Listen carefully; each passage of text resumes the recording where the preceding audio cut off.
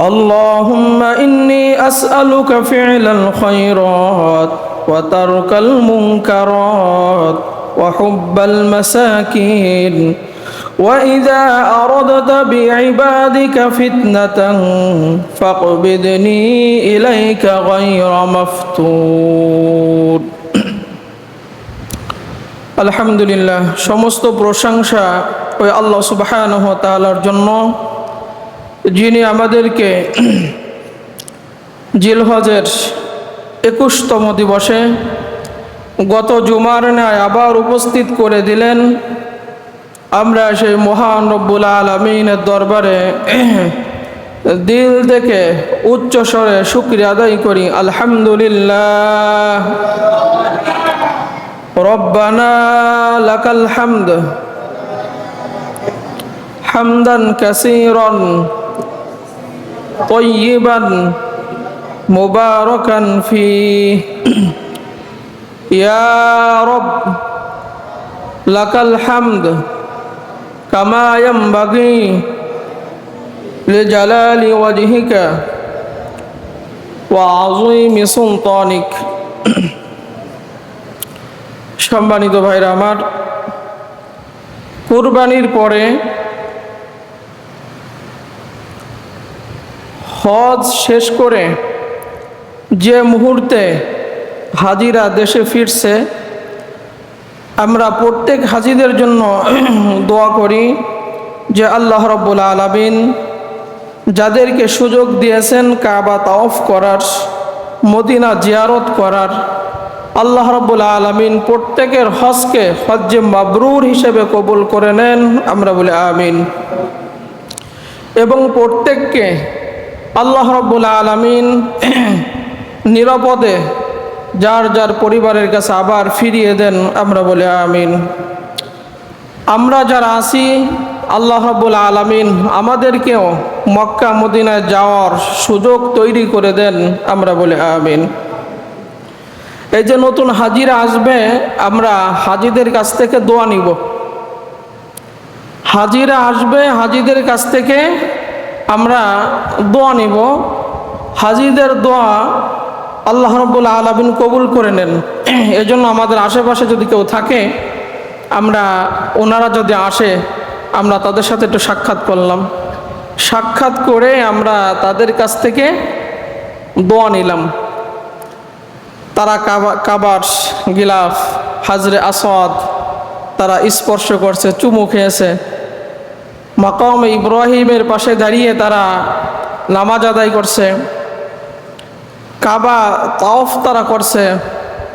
নবীজি বলতেন, ফাইদা তুফতা বিল বাইত, যখন হাজিরা কাবা তাওয়াফ করে, আল্লাহ রাব্বুল আলামিন খরাজাত মিন যুনুবিকা কায়াউমিন ওয়ালাদাতকা উম্মুকা, যে তাকে গুনাহ থেকে এমনভাবে বের করে দেন যে সত্য ভূমিষ্ঠ হওয়া শিশুর মতো আল্লাহ সুবহানাহু ওয়া তাআলা তাকে নিষ্পাপ করে দেন।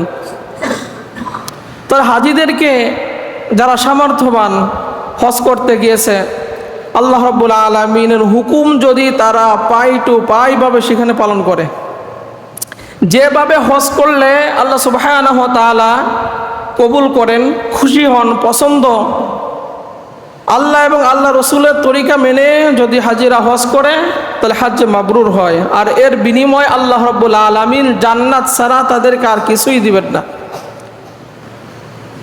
আল্লাহ রাব্বুল আলামিন হাজিদেরকে জান্নাত দিয়েই খুশি হয়ে যাবেন। এই জন্য যেহেতু তারা নিষ্পাপ হয়ে যায়, যদি হজ্জে মাবরুর হয়, তাদের হজ কবুল হয়ে যায়। এজন্য হাজিরা আসলে হাজিদের কাছ থেকে দোয়া নেওয়া, আমরা যদি পারি তাদের কাছ থেকে আমরা দোয়া নেব। যদি এখন তার আসতেছে বাড়িতে ফিরে, যদি পারি আমরা তাদের কাছ থেকে একটু জমজমের পানি নিলাম।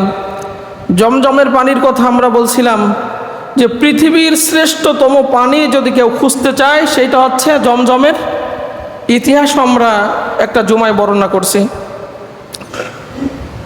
যে নিয়তে আল্লাহ নবী মুহাম্মদ রাসূলুল্লাহ সাল্লাল্লাহু আলাইহি সাল্লাম বলেন, যে নিয়তে এটা পান করবে, আল্লাহ রাব্বুল আলামিন তার সেই নিয়ত, সেই উদ্দেশ্য, সেই মাকসাদ আল্লাহ সুবহানাহু ওয়া তাআলা পূরণ করে দেন। এটা হচ্ছে শিফা, রোগ নিরাময় করে, রোগ ব্যাধি ভালো করে।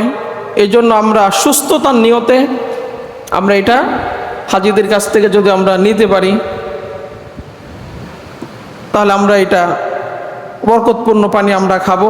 খাওয়ার সময় দোয়া পড়ব, আল্লাহুম্মা ইন্নী আসআলুকা ইলমান নাফিয়া ওয়া রিজকাও ওয়াসিয়া ওয়া শিফাআম মিন কুল্লি দাইন। এটা আমরা শিখাইছিলাম। এটা হচ্ছে জমজমের পানি। আমরা যখন পান করব তখন আমরা এইটা পরে পান করব।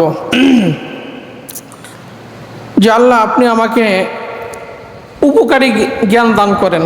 অর্থটা হচ্ছে আল্লাহ আপনি আমাকে উপকারী জ্ঞান দান করেন, আমার রিজিকের প্রশস্ততা আপনি দিয়ে দেন, আমার যে রোগ ব্যাধি আছে আল্লাহ রাব্বুল আলামিন আমার সমস্ত রোগ ব্যাধি আপনি ভালো করে দেন। আমরা এটা পান করব। এটা আল্লাহ রাব্বুল আলামিনের অপূর্ণ নিয়ামতের পানি। আল্লাহ রাব্বুল আলামিন নিজ কুদরতি দিয়ে জিবরাইল আলাইহিস সালামের মাধ্যমে এই জমজমের পানি পৃথিবীর বুকে দিয়েছেন। কিয়ামত পর্যন্ত সারা পৃথিবীতে পানি যদি এখান থেকে সাপ্লাই হয় তারপরে এই পানি কখনো কমবে না। যাই হোক, আমরা আজকে কয়েকটা বিষয় নিয়ে আলোচনা করব ইনশাল্লাহ। আমরা আজকে একটা বিষয় নিয়ে আলোচনা করব। অনেকে আমাদের কাছে প্রশ্ন করে, হুজুর আমি ভালো হতে চাই, চেষ্টা করি কিন্তু ভালো পথ আসতে পারি না। আমি ভালো কাজ করতে চাই, আমার ঠিকঠাক নিয়ত করছি, তারপরে আমি ভালো কাজ করতে পারি না। অনেকে বলে হুজুর আমি খারাপ কাজ ছাড়তে চাই, আমি নিয়ত করছি খারাপ কাজ ছেড়ে দিব কিন্তু পারি না, তারপরে খারাপ পথে আমি যাচ্ছি, আর খারাপ কাজ করলে তো আমি জাহান্নামে চলে যাব। অনেকে বলে হুজুর আমি ওয়াদা করছি নামাজ পড়বো আজকে থেকে, নামাজ তো পড়া ভালো কাজ, কিন্তু তারপর আমি এইটা ঠিক রাখতে পারি না, আবার বেনামাজি হয়ে যাই। তাই এরকম করে করে আমরা যারা ভালো হতে চাই কিন্তু ভালো হতে পারি না, খারাপ কাজ ছাড়তে চাই, খারাপ কাজ আমরা ছাড়তে পারি না, এরকম অনেকের প্রশ্ন এরকম জাগে। আমরা আজকে তাদের সম্পর্কে গুরুত্বপূর্ণ একটা হাদিস এবং একটা আমল আমরা আজকে হাদিস থেকে, তিরমিজির হাদিস থেকে আমরা শোনাবো এবং শিখব। আর এই হাদিসটা এবং এই দোয়াটা স্বয়ং আল্লাহ সুবহানাহু ওয়া তাআলা নিজে মুহাম্মদুর রাসূলুল্লাহ সাল্লাল্লাহু আলাইহি সাল্লামকে শিখিয়েছেন। চিন্তা করছেন, আমরা তো নবীর মাধ্যম থেকে অনেক দোয়া শিখি, আর স্বয়ং এই দোয়াটা আল্লাহ সুবহানাহু ওয়া তাআলা নিজে মুহাম্মদুর রাসূলুল্লাহ সাল্লাল্লাহু আলাইহি সাল্লামকে শিখিয়েছেন। আজকে আমরা সেই হাদিসটা শুনবো এবং এই দোয়াটাও আমরা শিখব। এরপরে ওইটা বলবো আর কি। এরপরে আজকে আমাদের দেশে একটা আতঙ্ক বিরাজ করতেছে, একটা সাপের আতঙ্ক বিরাজ করতেছে না? রাসেল ভাইপার একটা সাপের আতঙ্ক বিরাজ করতেছে। মানুষ ভয়ে মানে প্রত্যেকেই আতঙ্কে আতঙ্কিত। আমরা এই সম্পর্কে কোরআন হাদিস কি বলে আমরা সেইটাও আজকে এখান থেকে সাপ সম্পর্কে আজকে আমরা হাদিস থেকেও আলোচনা শুনবো ইনশাআল্লাহ। এবং এর থেকে এই বিষাক্ত প্রাণী থেকে, এই সাপের বিষাক্ত ছোবল থেকে কিভাবে বাঁচা যায় হাদিস থেকে আজকে আমরা সে আমলটাও শিখবো ইনশাআল্লাহ। দেখেন, আমি আপনাদেরকে বলতে চাই, আমরা এই যে সাপের কথা বলা হয় রাসেল ভাইপার, বিষাক্ত সাপ, এটা কামড় দিলে মানুষ মারা যায়, এতটা বিষ। এই ভয়ে মানুষ কিভাবে নিজেকে সেভ করবে, ফেসবুক বলেন, ইন্টারনেট বলেন, পেপার পত্রিকা বলেন, সংসদ ভবন পর্যন্ত এটা আলোচনা সমালোচনা চলতেছে। কিভাবে এর থেকে বাঁচা যায়, কত পদ্ধতি আছে না, কত কি বুদ্ধি পরামর্শ দিচ্ছে এই সাপের হাত থেকে নিজেকে আত্মরক্ষার জন্য। আপনাদেরকে আমি যদি বলি যে আল্লাহ নবী মুহাম্মদুর রাসূলুল্লাহ সাল্লাল্লাহু আলাইহি সাল্লাম বলেন, একজন মানুষ যখন মারা যায়, মানুষ যদি সে বদকার হয়, কাফের হয়, বেঈমান হয়, আল্লাহকে অস্বীকারী হয়, কবরে রাখার সাথে সাথে আল্লাহ রাব্বুল আলামিন 99টা বিষাক্ত সাপ তার কবরের মধ্যে ঢুকাই দিবেন। আচ্ছা আপনারা বলেন কবরে জায়গা কতটুক? ডানে বামে জায়গা আছে? যেদিকে তাকাবেন সেদিকেই মাটি। ডানে বলেন, বামে বলেন, সামনে বলেন, পিছনে বলেন, প্রত্যেকটা জায়গায় মাটি। উপরে তাকাবেন মাটি, নিচে মাটি, চতুর্দিকে বেষ্টনী দিয়ে আল্লাহ রাব্বুল আলামিন আপনাকে মাটি দিয়ে প্যাকিং করে রাখছে।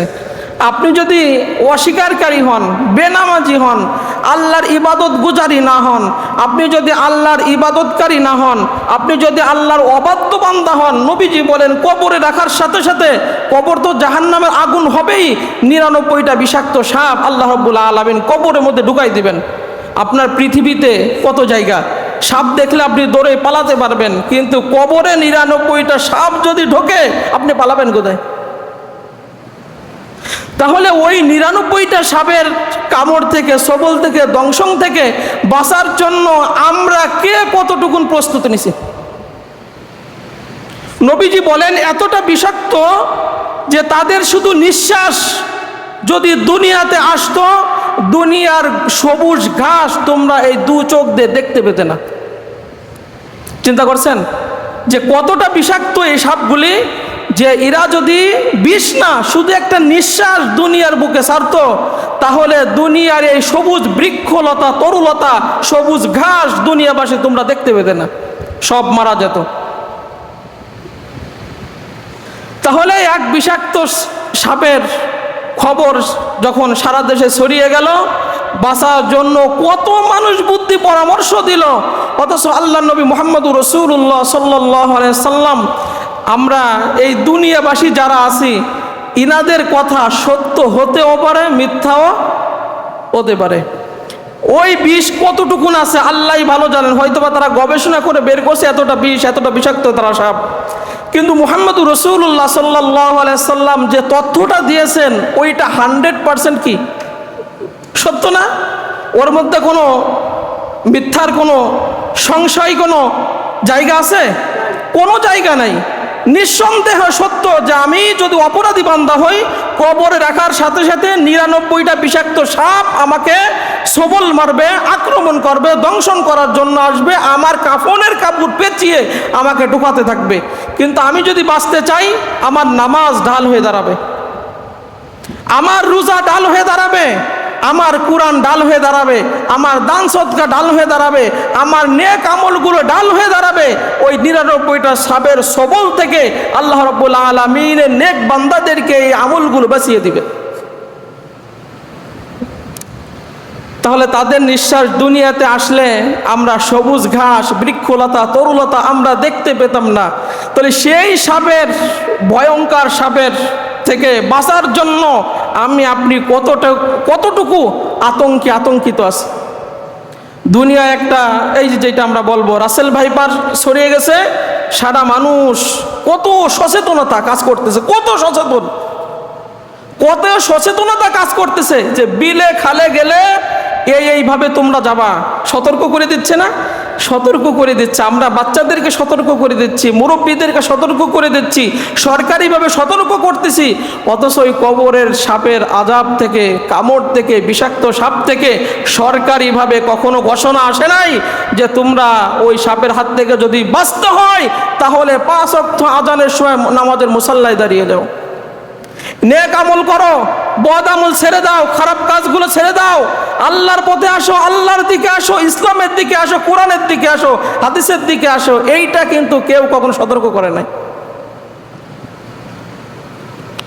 এই জন্য সম্মানিত ভাইরা আমার, আমরা এই সাপ সম্পর্কে কয়েকটা আলোচনা, কয়েকটা হাদিস আমরা শুনে, আমরা ওই যে হাদিসটা আমরা বললাম প্রথমে, ওইটা আমরা আজকে শুনবো ইনশাল্লাহ। আমরা আজকে আমল শিখব। নবীজি বলেন আবু দাউদ শরীফের 5228 নম্বর হাদিস থেকে, যে যেদিন থেকে সাপের সাথে আমাদের যুদ্ধ ঘোষণা হয়েছে সেদিন থেকে আমরা কখনো শান্তির চুক্তি করিনি। তোমাদের কোনো ব্যক্তি যদি সাপ প্রতিশোধ গ্রহণ করতে পারে, এই ভয়ে সাপ মারা ছেড়ে দেয়, তাহলে লাইসা মিন্না, সে আমার উম্মতি না। ছোটবেলায় আমরা যখন ছোট ছিলাম তখন আমাদের বন্ধু বান্ধব, মা বা মুরব্বীরা বলতো যে সাপ কেউ যদি মেরে ভালো করে মারতে না পারে বা আঘাত করে, ওই সাপ খুঁজে খুঁজে তার বিছানায় যে তাকে ঠুকাইয়ে মারবে। এরকম খবর আপনারা কি কখনো শুনছেন? হ্যাঁ, যে সাপ যদি তুমি আঘাত করে ঠিকমতো মারতে না পারো বা তাকে যদি আঘাত হয়, তোমাকে খুঁজে খুঁজে বিছানায় যে তোমাকে কামড়াইয়ে মারবে। অথচ নবীজি কি বলেন জানেন? যে যেদিন থেকে সাপের সাথে আমাদের যুদ্ধ ঘোষণা হয়েছে, আমরা শান্তির চুক্তি করিনি। কোনো ব্যক্তি যদি সাপে তার প্রতিশোধ গ্রহণ করতে পারে এই ধারণা রাখে, এই বিশ্বাস রাখে যে সাপ প্রতিশোধ গ্রহণ করতে পারে, তাহলে এই ভয়ে যদি সাপ মারা ছেড়ে দেয়, সে আমার উম্মতি না, সে আমার দলভুক্তই না। হাদিসটা খেয়াল করেন, আবু দাউদ শরীফের 5228 নম্বর হাদিস থেকে বলতেছে, নবীজি মুহাম্মদুর রাসূলুল্লাহ সাল্লাল্লাহু আলাইহি সাল্লাম বলেন, আমি দেখেন শুরুতে আরেকটা জিনিস বলিনি আপনাদের, এই যে সাপ যিনি সৃষ্টি করছেন তিনি কে? এই সাপের মধ্যে যিনি বিষ সৃষ্টি করছেন তিনি কে?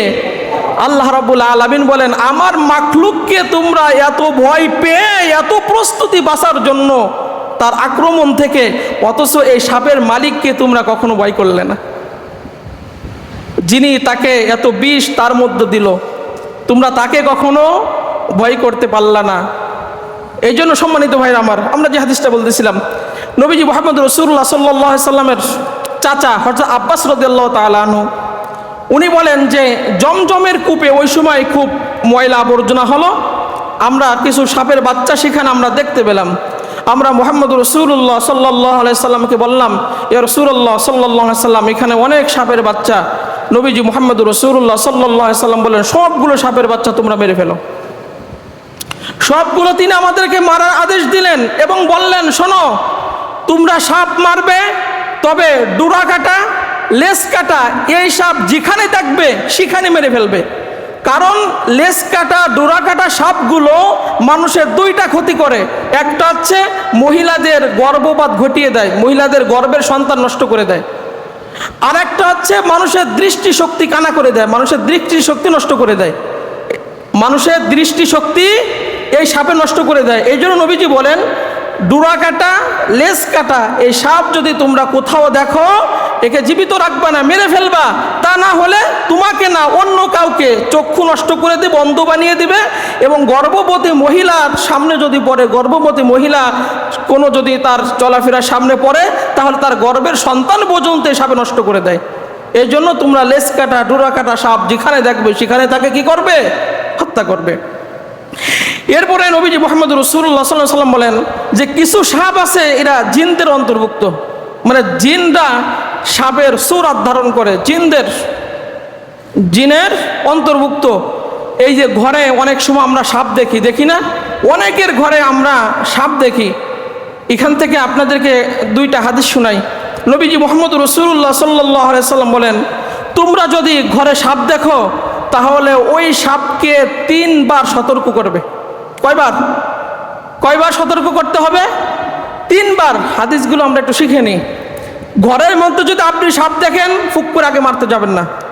নবীজি বলেন 3 বার তাকে সাবধান করবা। 3 বারের পরেও সে যদি আত্মপ্রকাশ করে, তাকে ঘরের মধ্যে দেখতে পাও, তাহলে তাকে হত্যা করো, কারণ ওইটা সাপ না, ওইটা হচ্ছে শয়তান।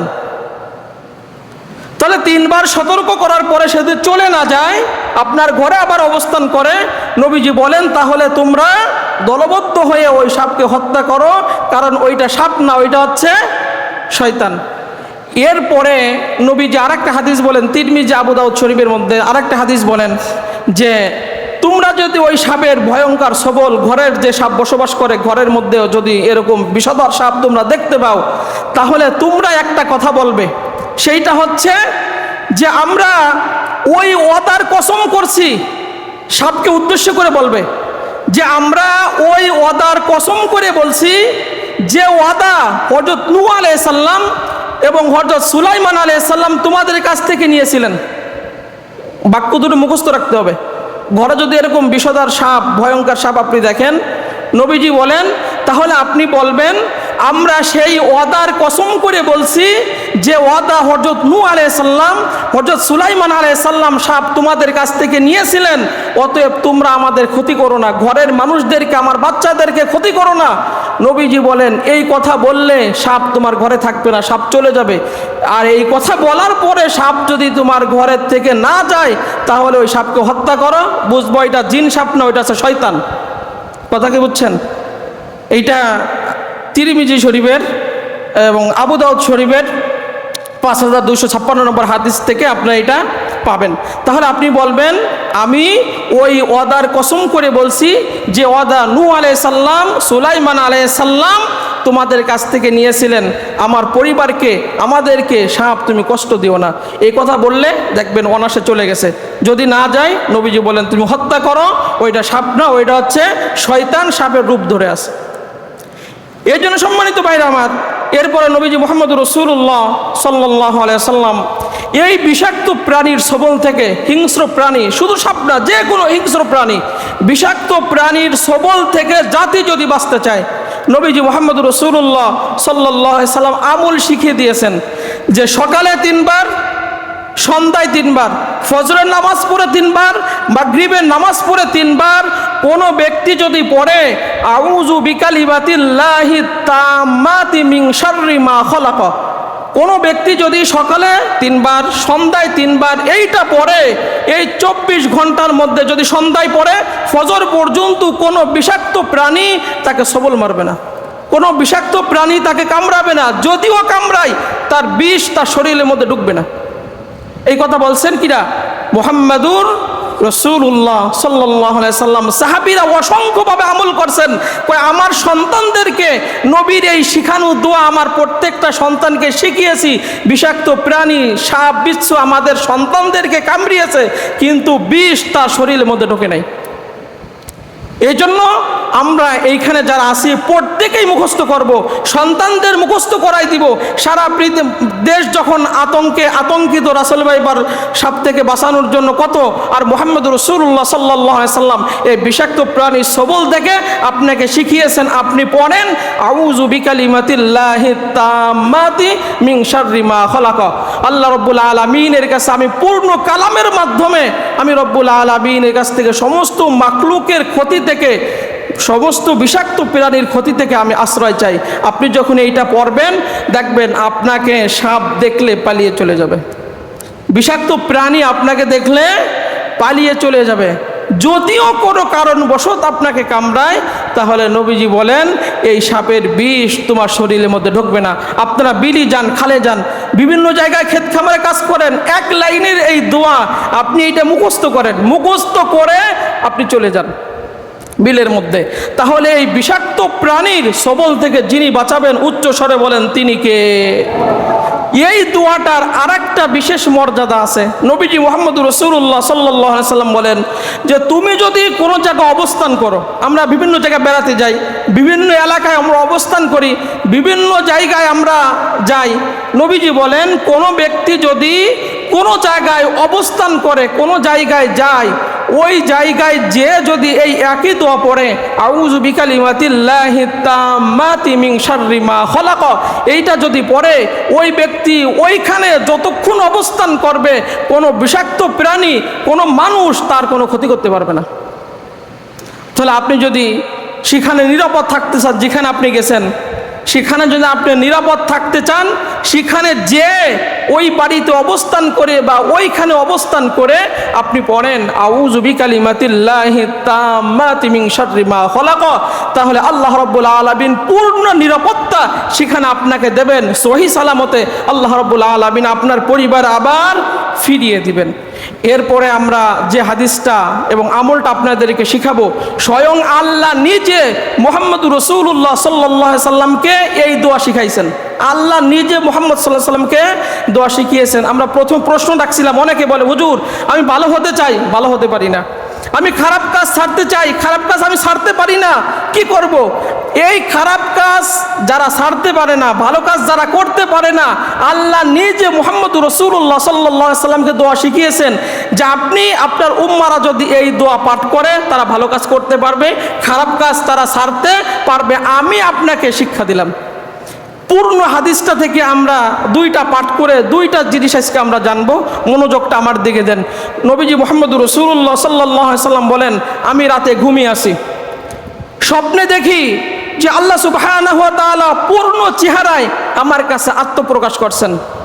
আল্লাহ রাব্বুল আলামিন আমাকে ডাক দিয়েছেন, ইয়া মুহাম্মদ সাল্লাল্লাহু আলাইহি সাল্লাম। এই হাদিসটা তিরমিজি থেকে বলতেছি। ইয়া মুহাম্মদ সাল্লাল্লাহু আলাইহি সাল্লাম, আপনি কি জানেন এখন এই মুহূর্তে এই রাতে আসমানের অধিবাসী ফেরেশতারা কি নিয়ে বিবাদ করছে, আলোচনা করতেছে? আপনি কি এটা জানেন? মুহাম্মদ রাসূলুল্লাহ সাল্লাল্লাহু আলাইহি সাল্লাম বলেন, রব্বুল আলামিন আমি এটা জানি না। আল্লাহ রাব্বুল আলামিন, আল্লাহর হাবিব বলেন যে আল্লাহ রাব্বুল আলামিন তার কুদরতি দুটি হাত আমার দুই কাঁধে রাখলেন। ওই স্বপ্নের মধ্যে দুই কাঁধে রাখলেন, রেখে আমাকে যখন দুটো হাত, আল্লাহর কুদরতি হাতগুলা আমার কাঁধে রাখলেন, তখন আমি আমার নবুয়ত চক্ষু দিয়ে আসমানে যা আছে, ফেরেশতারা যা বলছে, আমি সব অবগত হলাম, সব আমি বুঝতে পারলাম। আমাকে আল্লাহ রাব্বুল আলামিন আবার জিজ্ঞাসা করলেন, ইয়া মুহাম্মদ সাল্লাল্লাহু আলাইহি সাল্লাম, আপনি কি জানেন এই মুহূর্তে আসমানের অধিবাসী, মানে আসমানে যারা বসবাস করে ফেরেশতারা, ওরা কি বিবাদ করছে? আপনি কি এটা বলতে পারেন? নবীজি মুহাম্মদ রাসূলুল্লাহ সাল্লাল্লাহু আলাইহি সাল্লাম বলেন, আমি বলতেছি যে আমি এখন বলতে পারছি যে তারা কাফফারাত নিয়ে আলোচনা করতেছে।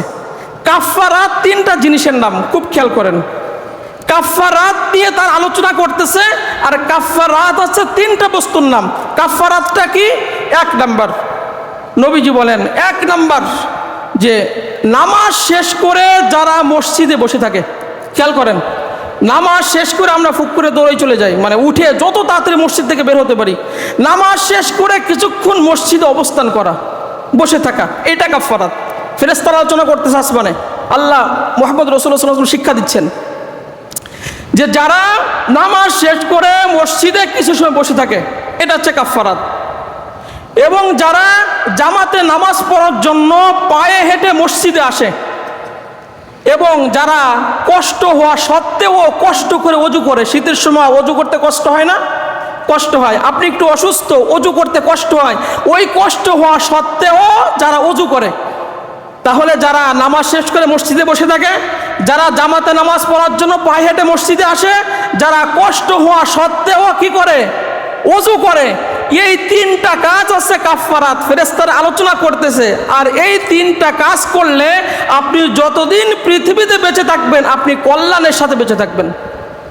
আপনার মৌত যদি হয়, কল্যাণের সাথে মৌত হবে, মরণের সময় আপনার জবানে জারি হবে লা ইলাহা ইল্লাল্লাহু মুহাম্মাদুর রাসূলুল্লাহ সাল্লাল্লাহু আলাইহি ওয়াসাল্লাম। এই তিনটা কাজ করলে, কোনটা? নামাজ শেষ করে ফুট করে দৌড় দিবেন না, মসজিদে কিছু বসবেন, গল্প গুজব না, তাসবিহ এইগুলো আপনি পাঠ করেন।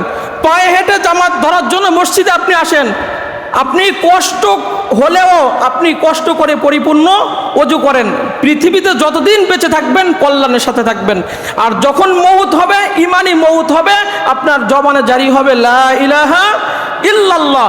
শুধু তাই নয়, নবীজি বলেন 3 নাম্বার তোমার ফায়দা হবে ওয়া কানা মিন খতিআতিহি ওয়ালাদাতুহু কায়াউমিন ওয়ালাদাতহু উম্মুহু, যে আল্লাহ রাব্বুল আলামিন এই তিনটা কাজ করার দ্বারা তোমার আমল নামায় যত গুনাহ ছিল সমস্ত গুনাহগুলো মাফ করে একদিনে শিশু বাচ্চার মতো তোমাকে নিষ্পাপ করে দিবে। সুবহানাল্লাহ, সুবহানাল্লাহ। এইটা হচ্ছে কাফফারাত। মুহাম্মদুর রাসূলুল্লাহ সাল্লাল্লাহু আলাইহি সাল্লামকে শিখিয়েছেন তিনটা কাজ করলেই তিনটা ফায়দা। এরপরে নবীজি মুহাম্মদুর রাসূলুল্লাহ সাল্লাল্লাহু আলাইহি সাল্লাম বলেন, ওই যে আল্লাহ তার কুদরতে হাত দুটো রাখছেন, এইগুলো বলতেছেন।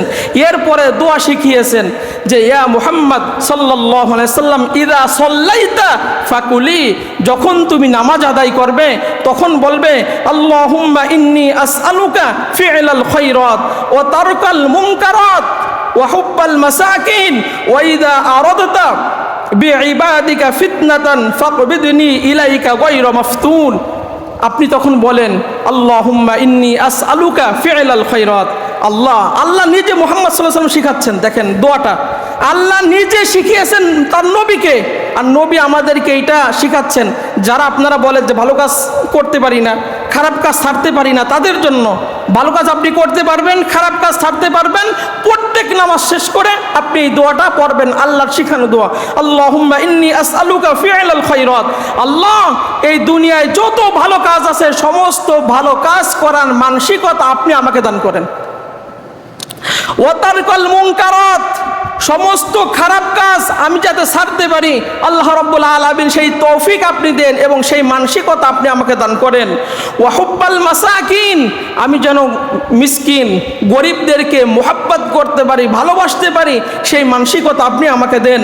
ওয়া ইযা আরাদতা বিইবাদিকা ফিতনাতান ফাকবিদনি ইলাইকা গায়রা মাফতুন।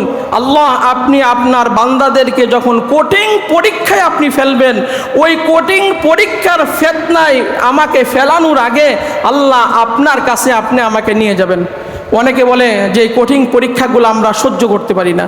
আল্লাহ যে কঠিন কঠিন পরীক্ষা নেন, এই পরীক্ষাগুলো আমরা উত্তীর্ণ ভালোভাবে হতে পারি না। আল্লাহ ওই পরীক্ষার ফিতনায় ফেলার আগে আল্লাহ আপনি আপনার কাছে আপনার বান্দাকে আপনি নিয়ে যান। কথা এখানে চারটা। আল্লাহুম্মা ইন্নী আসআলুকা ফি'লাল খায়রাত, আল্লাহ সমস্ত ভালো কাজ করার মানসিকতা আপনি আমাকে দেন। ওয়া তারকাল মুনকারাত, সমস্ত খারাপ কাজ ছাড়ার মানসিকতা আপনি আমাকে দেন। ওয়া হুব্বাল মাসাকিন, আমি গরিব মিসকিনকে মুহাব্বত করতে পারি সেই মানসিকতা আপনি আমাকে দেন। ওয়া ইযা আরাদতা বিইবাদিকা ফিতনাতান ফাকবিদনি ইলাইকা গায়রা মাফতুন, এবং আপনার বান্দাদেরকে আপনি যখন কঠিন পরীক্ষায় ফেলবেন, এই কঠিন পরীক্ষায় ফেলার আগে আল্লাহ রাব্বুল আলামিন আপনার কাছে আপনার বান্দাকে আপনি উঠিয়ে নেন। আল্লাহ রাব্বুল আলামিন নিজে মুহাম্মদুর রাসূলুল্লাহ সাল্লাল্লাহু আলাইহি সাল্লামকে দোয়া শিখিয়েছেন, আপনি এটা পড়েন, আজকে থেকে আপনি আমল করেন, সমস্ত ভালো কাজ করার স্বাদ আপনার জাগবে, সমস্ত খারাপ কাজ ছেড়ে দেওয়ার মানসিকতা স্বাদ আপনার জাগবে। ইয়াতিম মিসকিন গরিবদেরকে তাড়িয়ে দেন, তাদের প্রতি আপনার সহানুভূতি জাগবে, ভালোবাসা জাগবে। আর আপনি যদি কঠিন পরীক্ষার্থী না হতে পারেন, অনেক পরীক্ষা আল্লাহ আমাদেরকে নেন কিন্তু আমরা ঈমান নষ্ট করে ফেলি। নবীদেরকে যেরকম পরীক্ষা নিয়েছেন, ইব্রাহিম আলাইহিস সালামকে পরীক্ষা নিয়েছেন, সন্তান কুরবানি দিতে হবে, কুরবানি দিয়েছে। আমাদেরকে হলে কি বলতাম, আল্লাহর এই বিধান আমরা মানি না, সাধারণ নামাজের বিধান দিয়েছে তাই আমরা মাইনে আমরা নামাজ পড়তে আসি না, তাহলে ওই অবস্থা দিলে আমাদের কি হইতো? এই জন্য আল্লাহ ওই কঠিন পরীক্ষায় আপনার বান্দাকে ফেলানোর আগে আল্লাহ আপনি আপনার বান্দাকে ঈমানি অবস্থায় আপনার কাছে আপনি নিয়ে নেন। এই দোয়াটা প্রত্যেকে মুখস্থ করবেন, আর যে দোয়াগুলো আমি শিখালাম এই দোয়া প্রত্যেকে মুখস্থ করবেন। আল্লাহুম্মা ইন্নী আসআলুকা ফি'লাল খায়রাত ওয়া তারকাল মুনকারাত ওয়া হুব্বাল মাসাকিন ওয়া ইযা আরাদতা বিইবাদিকা ফিতনাতান ফাকবিদনি ইলাইকা গায়রা মাফতুন। আল্লাহ রাব্বুল আলামিন তার এই শিখানো দোয়া আমাদের প্রত্যেক বান্দাকে শিখে আমাদের ভালো ভালো কাজ খারাপ কাজ ছাড়ার তৌফিক সুযোগ এবং আল্লাহ রাব্বুল আলামিন আমাদের প্রত্যেককে নেক বান্দা হিসেবে কবুল করে নেন। আমরা বলি আমিন। আসসালামু আলাইকুম ওয়া রাহমাতুল্লাহ। আমরা যারা